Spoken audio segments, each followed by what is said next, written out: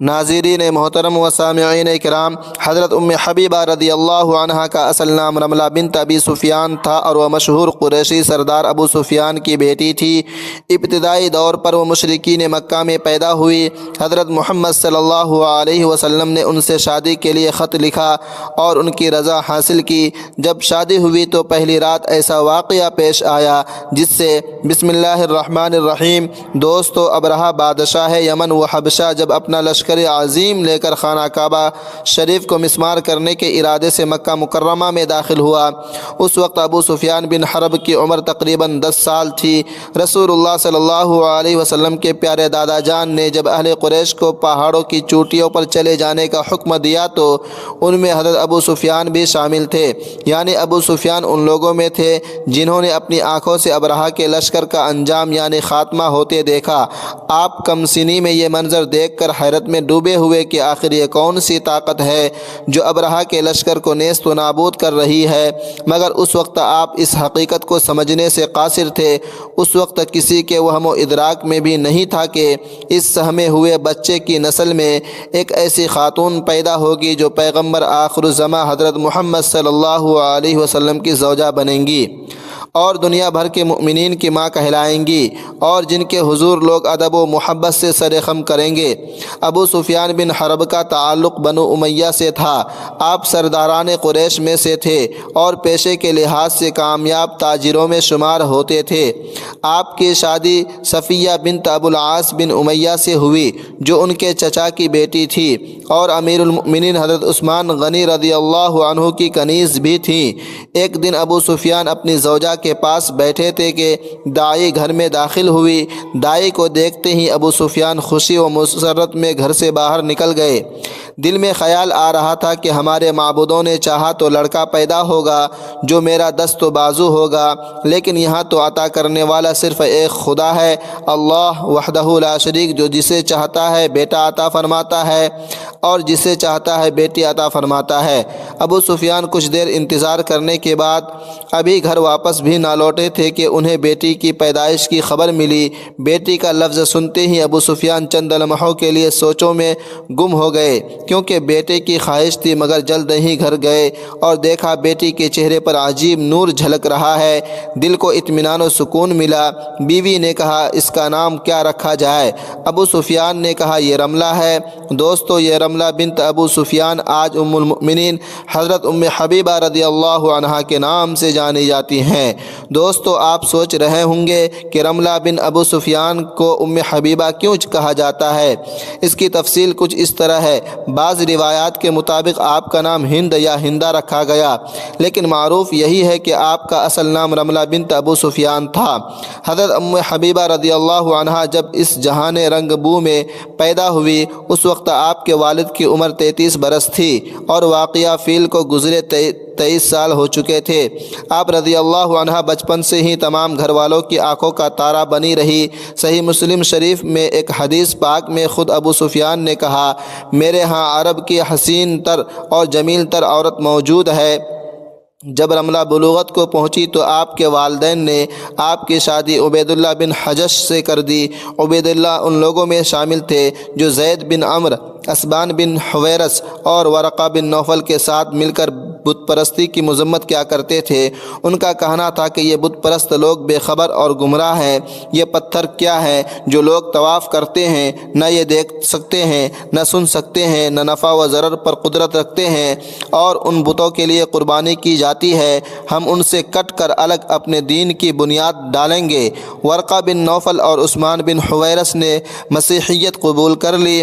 زید بن عمرو نے نہ یہودیت اختیار کی اور نہ مسیحیت، جبکہ عبید اللہ بن حجش ذہنی کشمکش میں مبتلا ہو گئے اور کوئی دین قبول نہ کیا۔ کچھ عرصہ یوں ہی بیت گیا تو حضرت حبیبہ اور آپ کے پہلے شوہر کو یہ خبر ملی کہ محمد رسول اللہ صلی اللہ علیہ وسلم نے مکہ میں نئے دین کی ابتدا کی ہے اور اعلان فرمایا میں اللہ کا رسول اور نبی ہوں۔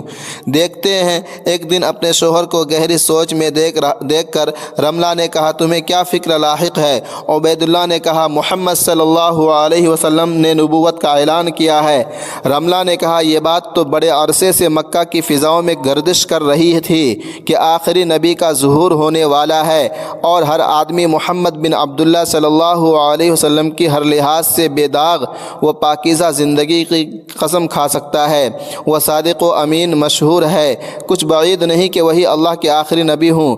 رملہ نے پھر کہا ہمیں جو بھی کرنا ہے بہت جلد کرنا چاہیے، ہدایت ہر دروازے پر دستک دے رہی ہے۔ عبید اللہ اپنی بیوی کی باتیں سن کر چپکے سے باہر نکل گئے۔ کچھ دن گزرے، ایک دن عبید اللہ بن حجش نے اپنی بیوی سے کہا اٹھو جلدی نکلو۔ اس نے حضرت ام حبیبہ رضی اللہ عنہا کو ساتھ لیا اور چپکے سے ایک مکان میں داخل ہو گیا۔ دوستو، حضرت ام حبیبہ رضی اللہ عنہا نے سرور کائنات صلی اللہ علیہ وسلم کو دیکھا کہ اپنے رفقا کے شوق کے جھرمٹ میں تشریف فرما ہے۔ چہرہ ودہا ہے کہ نور کی برسات ہو رہی ہے۔ صحابہ نے نئے چہروں کو آتے دیکھا تو راستہ دے دیا۔ دونوں حضرات آگے بڑھے اور حضور نبی کریم صلی اللہ علیہ وسلم کے پاس جا کر بیٹھ گئے۔ فرمایا کیسے آئے ہو؟ عبید اللہ بن جہش نے عرض کیا یا رسول اللہ صلی اللہ علیہ وسلم، مقام شکر و اطمینان ہوگا اگر ہمیں اپنی غلامی میں قبول فرما لے۔ حضور نے حضرت ام حبیبہ رضی اللہ عنہا کی طرف متوجہ ہو کر دریافت فرمایا کس کی بیٹی ہو؟ آپ نے عرض کیا ابو سفیان بن حرب کی۔ یہ سن کر رسالت مآب صلی اللہ علیہ وسلم کو بہت خوشی ہوئی۔ آپ نے دونوں کو کلمہ شہادت پڑھایا اور دائرہ اسلام میں داخل فرما لیا۔ جب آپ دامن اسلام سے وابستہ ہوئی تو یہ امید بھی تھی کہ آپ کے والد ابو سفیان بھی جلد اسلام کی حقانیت سے بہرور ہو جائیں گے، مگر آپ کو شدید مایوسی کا سامنا کرنا پڑا، کیونکہ جیسے جیسے اسلام پھیلتا گیا ابو سفیان دوسرے کفار و مشرکین کے ساتھ مل کر مسلمانوں کو تکلیف دینے میں بھی بڑھتے جا رہے تھے۔ معبودان باطل کے پرستاروں کو یہ کہاں برداشت تھا داعیان اسلام آزادانہ زندگی گزار سکے، بس انہوں نے ظلم و بربریت کی وہ داستان رقم کی جس پر آج تک انسانیت شرمندہ ہے۔ یہی وجہ ہے کہ رحمت دو عالم حضرت محمد صلی اللہ علیہ وسلم نے ملک حبشہ کی طرف پہلی ہجرت کی اجازت دی ہے۔ پہلی ہجرت نبوت کے 5ویں سال وقوع پذیر ہوئی اور پہلی ہجرت کرنے والے قافلہ میں 11 مرد اور 4 خواتین شامل تھے۔ ملک حبشہ کی طرف دوسری ہجرت نبوت کے 6 سال ہوئی جس میں 68 مرد اور 19 خواتین شامل تھے۔ انہی میں ابو سفیان کی بیٹی رملہ یعنی حضرت ام حبیبہ رضی اللہ تعالی عنہا بھی شامل تھیں۔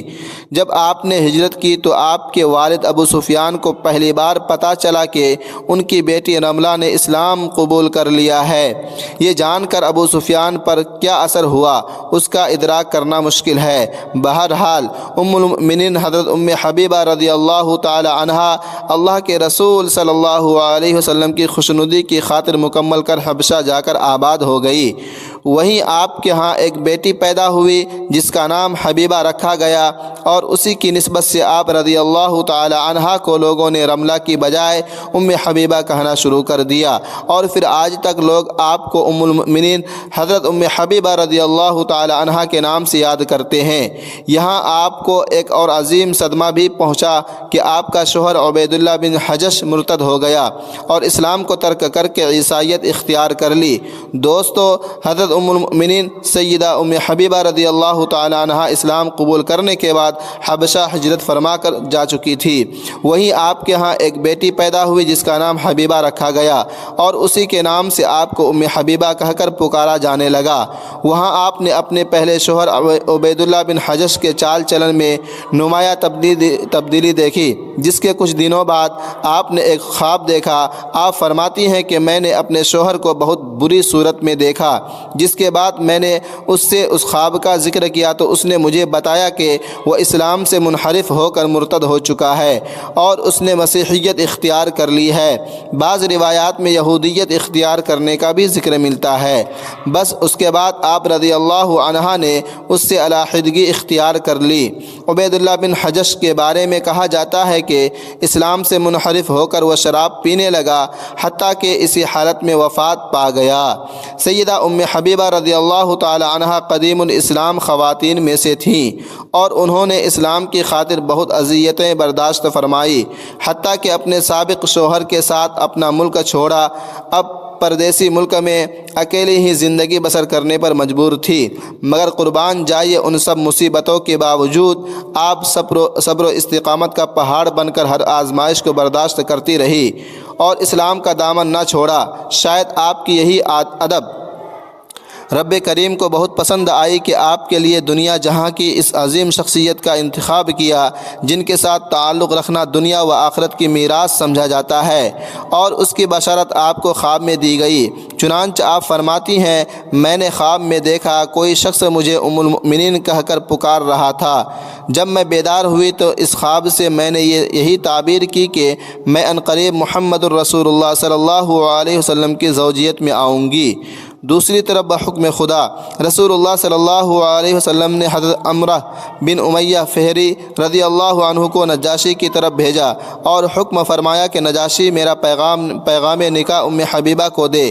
چنانچہ نجاشی کو حکم ملتے ہی اپنی کنیز کو سیدہ کی طرف روانہ کیا۔ کنیز حضرت ام حبیبہ کے پاس گئی اور عرض کی، مجھے بادشاہ سلامت نے بھیجا ہے۔ اللہ کے رسول صلی اللہ علیہ وسلم نے بذریعہ خط پوچھا کہ آپ ان کی ازواج مطہرات میں شامل ہونے پر آمادہ ہیں؟ آپ نے فرمایا، شاہ حبشہ سے کہو اللہ تعالیٰ آپ کو اپنی رحمت سے نوازے، مجھے کوئی عذر نہیں ہے، یعنی مجھے قبول ہے۔ بس آپ کے جواب اور اجازت سے شام کو تقریباً نکاح کا انتظام کیا گیا، جو کہ بادشاہ نجاشی کے دربار میں ہوا۔ دوستو، جہاں حضرت جعفر طیار رضی اللہ تعالی عنہ سمیت بڑی تعداد میں صحابہ کرام نے بھی شرکت کی۔ حضرت ام المؤمنین ام حبیبہ رضی اللہ تعالی عنہ کی طرف سے حضرت سعید بن خالد رضی اللہ عنہ بطور وکیل مقرر ہوئے اور حق مہر 400 دینار کے عوض سیدہ کا نکاح رسول اللہ صلی اللہ علیہ وسلم کے ساتھ کر دیا گیا۔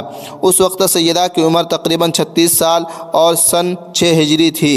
بادشاہ نجاشی نے نکاح کے موقع پر ہی حق مہر کی تمام رقم سیدہ کے حوالے کر دی اور اس کے علاوہ بہت سی قیمتی خوشبوئیں بھی بطور تحفہ پیش کی گئی۔ نکاح کے بعد حضرت ام المؤمنین جتنا عرصہ حبشہ میں مقیم رہیں، شاہ نجاشی نے آپ کی خدمت میں کوئی کمی نہ چھوڑی، اور پھر ایک دن 2 کشتیوں کا بندوبست کر کے سیدہ ام المؤمنین سمیت چند صحابہ کرام کو عزت و احترام کے ساتھ مدینہ شریف کے لیے رخصت کر دیا، اور بطور خاص حضرت شرجیل بن حسنہ رضی اللہ عنہ کو سیدہ کی خدمت کے لیے مقرر کیا۔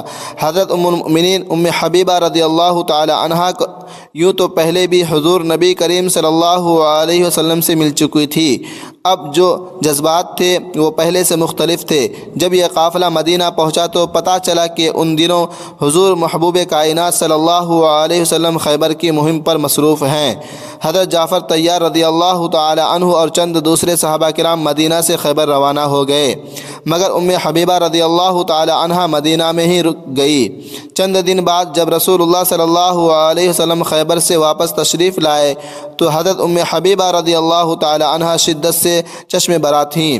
حضور نے واپس پہنچتے ہی آپ کے لیے خیبر کی کھجوروں میں سے کچھ منتخب کھجوریں اور 20 وسق مقرر فرما دیے۔ حضرت ام حبیبہ رضی اللہ تعالی عنہ نے سلام و دعا کے بعد عرض کیا، یا رسول اللہ صلی اللہ علیہ وسلم، نجاشی کی باندی ابرہہ نے آپ کی خدمت میں سلام عرض کیا ہے۔ آپ نے سلام کا جواب ارشاد فرمایا اور پھر حبشہ کے حالات دریافت فرمانے لگے۔ جب سیدہ ام حبیبہ رضی اللہ تعالی عنہا رسول اللہ صلی اللہ علیہ وسلم کے حرم مقدس میں داخل ہوئی تو اس وقت حضور کے ازواج میں ام المؤمنین حضرت عائشہ صدیقہ رضی اللہ تعالی عنہا، حضرت حفصہ رضی اللہ تعالی عنہا اور حضرت جویریہ رضی اللہ تعالی عنہا وغیرہ بھی موجود تھیں۔ جیسے ہی آپ حرم رسول اللہ صلی اللہ علیہ وسلم میں داخل ہوئی، اس کی خبر آپ کے والد ابو سفیان کو مل گئی۔ اس پر ابو سفیان نے کہا، یہ یعنی محمد رسول اللہ صلی اللہ علیہ وسلم وہ جامع مرد ہیں جو اپنی آن پر حرف نہیں آنے دے گا۔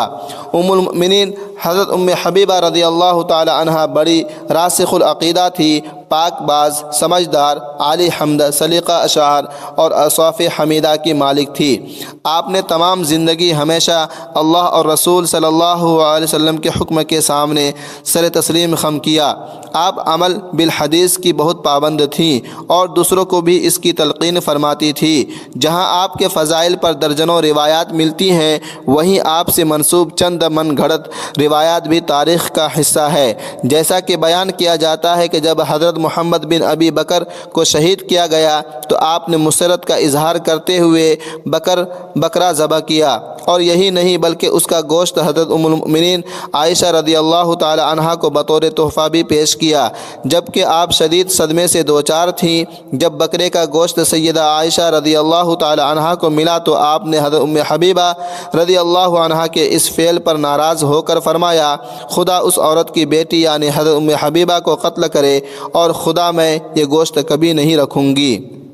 دوستو، تاریخ کی کسی مستند قطع میں اس کا حوالہ نہیں ملتا۔ علاوہ ازیں اس کو بیان کر کے کیا مقصد حاصل کرنے کی کوشش کی جاتی ہے، یہ اللہ تعالیٰ بہتر جانتا ہے۔ حضرت ام حبیبہ رضی اللہ تعالی عنہا کی وفات 44 ہجری میں ہوئی اور اس وقت آپ کی عمر 74 سال تھی۔ بعض روایات میں ملتا ہے کہ آپ نے دمشق کا سفر کیا اور آپ کی وفات بھی دمشق میں ہوئی، اور وہیں الصغیر نامی قبرستان میں آپ کو دفن کیا گیا۔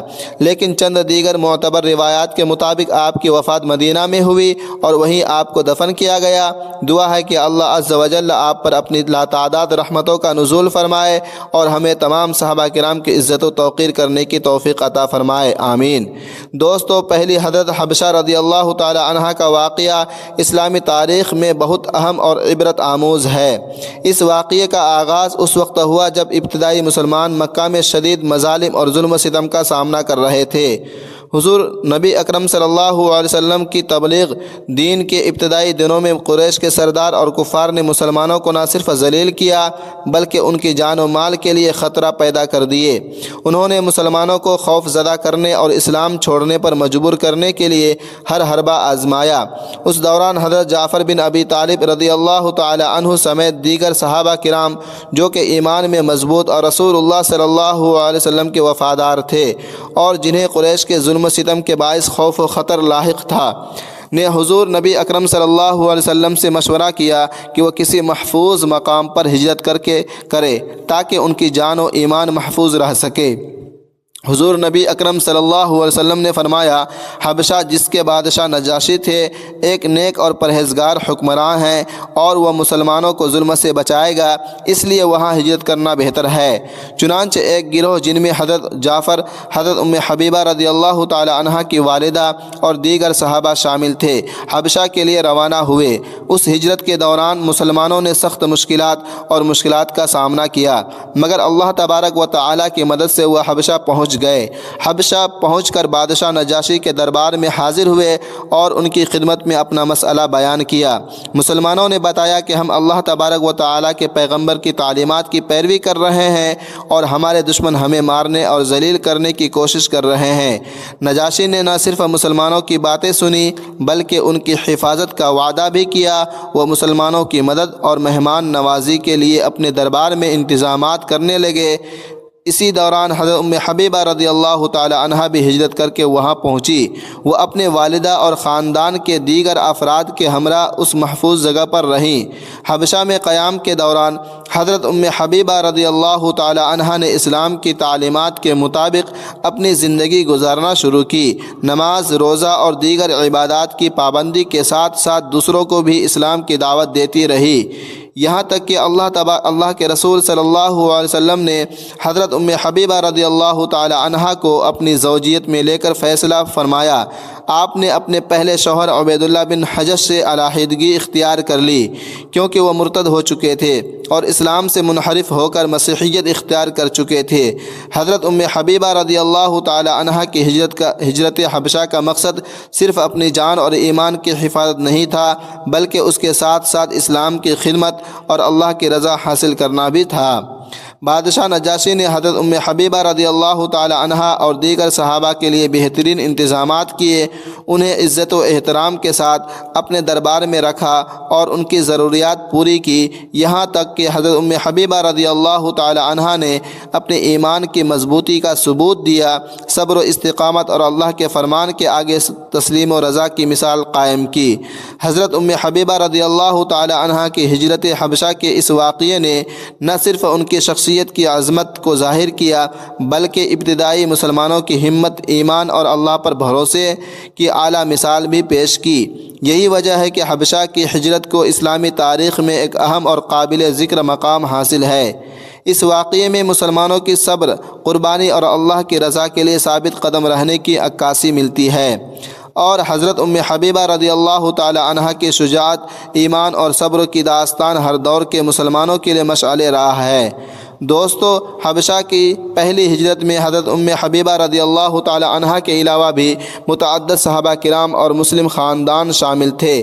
جب ابتدائی مسلمان مکہ میں قریش کے ظلم و ستم سے پریشان ہو کر حبشہ ہجرت کر رہے تھے تو ان کے درمیان حضرت جعفر بن ابی طالب رضی اللہ عنہ، حضرت عبداللہ بن رواحہ رضی اللہ عنہ اور حضرت ابوبکر صدیق رضی اللہ عنہ کے قریبی رشتہ دار اور دیگر مرد و خواتین شامل تھے۔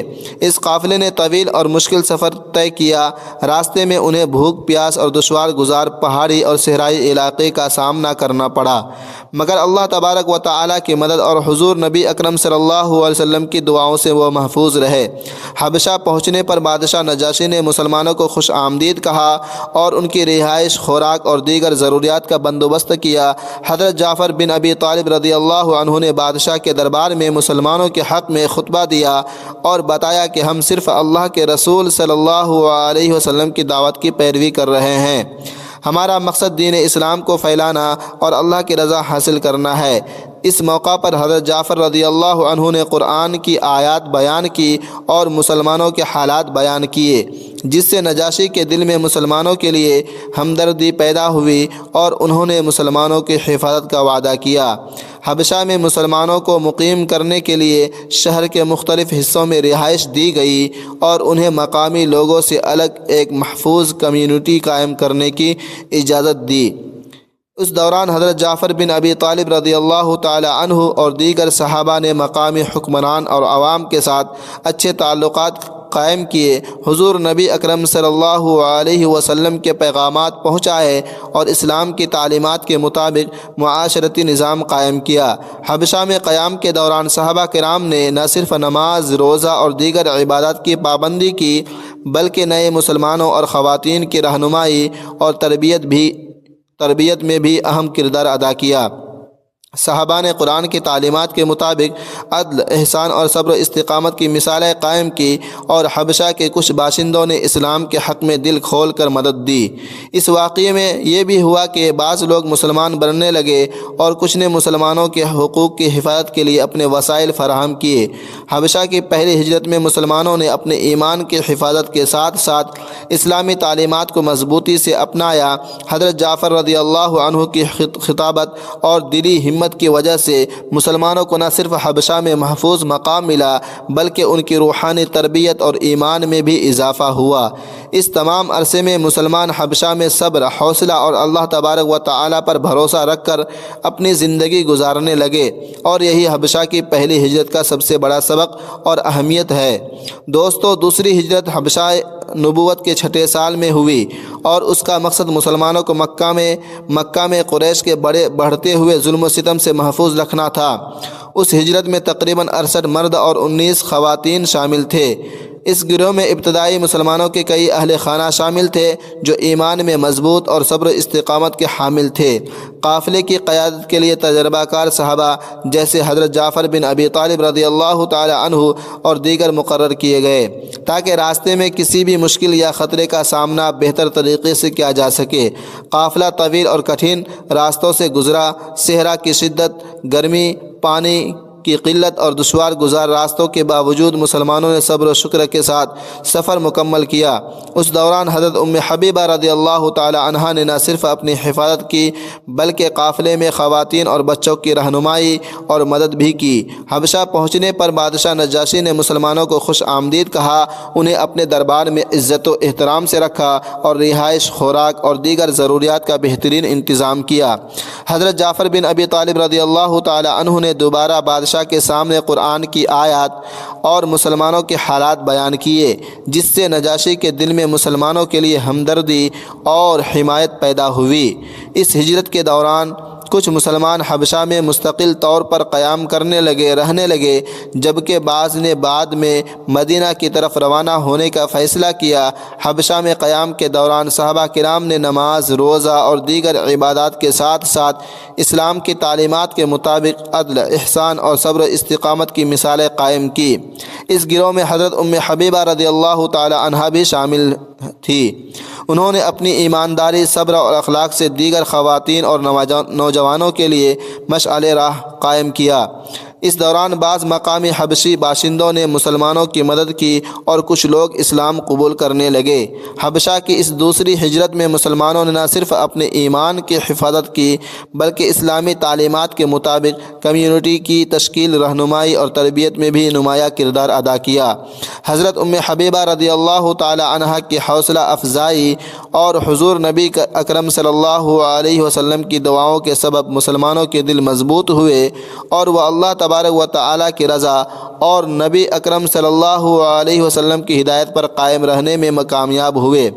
اسی دور میں حضرت ام حبیبہ رضی اللہ تعالی عنہا کو اللہ کے رسول صلی اللہ علیہ وسلم کے نکاح کی بشارت بھی ملی اور حبشہ میں قیام کے دوران آپ کی شخصیت کی عظمت اور ایمان کی پختگی واضح ہوئی۔ اسی دوسری ہجرت میں اور واقعے نے ابتدائی مسلمانوں کی صبر، قربانی اور اللہ پر بھروسے کی اعلیٰ مثال قائم کی اور اسلام کی تاریخ میں ایک روشن باب رقم کیا۔ دوستو، یہ تھے حضرت ام حبیبہ رضی اللہ تعالی عنہا اور ابتدائی مسلمانوں کی حبشہ کی ہجرت کے واقعات، جو صبر، ایمان اور قربانی کی اعلیٰ مثال پیش کرتے ہیں۔ ہمیں چاہیے کہ ہم ان صحابہ کرام کی زندگیوں سے سبق لیں، ان کے اخلاق، ایمان اور استقامت کو اپنی زندگیوں میں اپنائیں تاکہ دنیا اور آخرت میں کامیابی حاصل ہو۔ دعا ہے کہ اللہ تبارک و تعالی ہم سب کو ان کے نقش قدم پر چلنے کی توفیق عطا فرمائے، آمین۔ اگر آپ کو یہ ویڈیو پسند آئی ہو تو چینل کو سبسکرائب کریں اور بیل آئیکن کو دبانا نہ بھولیں تاکہ ہماری ہر نئی ویڈیو آپ تک فوراً پہنچے۔ کمنٹس باکس میں اللہ کے 99 ناموں میں سے ایک نام ضرور ٹائپ کریں، فی امان اللہ، اور اس ویڈیو کو صدقہ جاریہ کی نیت سے اپنے دوستوں، اپنے فرینڈوں کے ساتھ ضرور شیئر کریں تاکہ آپ کو ثواب بھی ملے گا۔